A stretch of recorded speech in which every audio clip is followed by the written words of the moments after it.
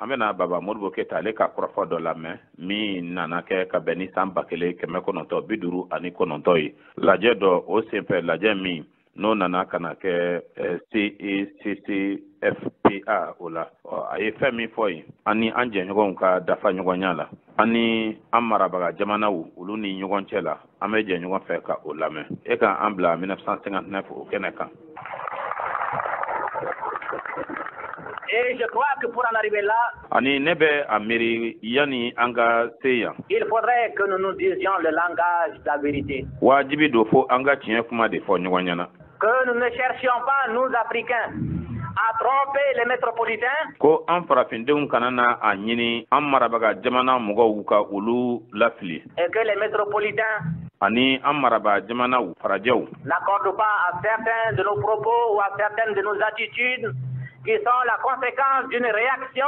U kana na an dala kuma dɔw walima an kɛwale dɔw jate ni olu ye kɛwale dɔw jaabi ye. Eh bien, un contenu qu'ils n'ont pas. U kana na kɔrɔ di o kumaw ani o kɛwalew ma kɔrɔ min tɛ o ye. Certains disent dɔw b'a fɔ ko qu'ils sont inquiets, ko olu jɔrɔlen do qu'ils ne savent pas ce qui va se passer. k'olu t'a dɔn fɛn min bɛna kɛ. Et certains emploient même le mot chasser. Dɔw yɛrɛ bɛ gwɛnni ko kuma fɔ u da la. Non. Ayi. Chez nous, on emploie un proverbe. Zana dɔ bɛ da an fɛ yan. Avant de jeter son vieux pantalon, Ko yani i k'i ka kulisi kɔrɔ fili.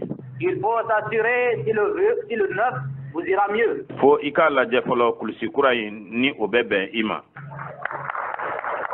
Donc, O la, avant de songer à relayer l'association, l'amitié avec la France, par une autre association, par une autre amitié, yani an ka ni Faransi ka teriya walima an n'a a ka jɛ ko an bɛ o nɔna bila ni jɛɲɔgɔnya wɛrɛ ye ni teriya wɛrɛ ye. il faudrait d'abord que nous sachions si les nouveaux amis Fo an k'a dɔn fɔlɔ n'a y'a sɔrɔ an teri kuraw se comporteront mieux à notre égard que ceux que nous avons connus et qui ont fait de nous ce que nous sommes. ni u bɛna jogo ɲuman ta ka ɲɛ ka ɲɛsin an ma ka tɛmɛ an teriw kan an ye minnu dɔn ni olu de ye an kɛ mɔgɔw ye an ye minnu ye bi.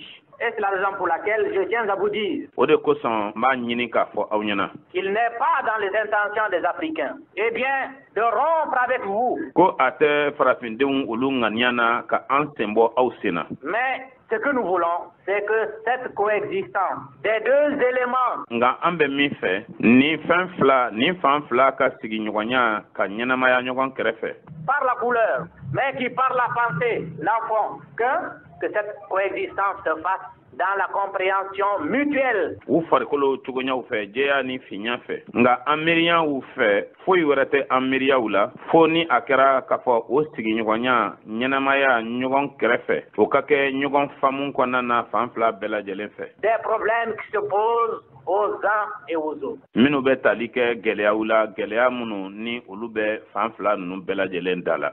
Lamɛnbaaw nin ye Baba Modibo Keyita ka kɔrɔfɔ ye kɔrɔfɔ min n'a nana ka na o lase san 1959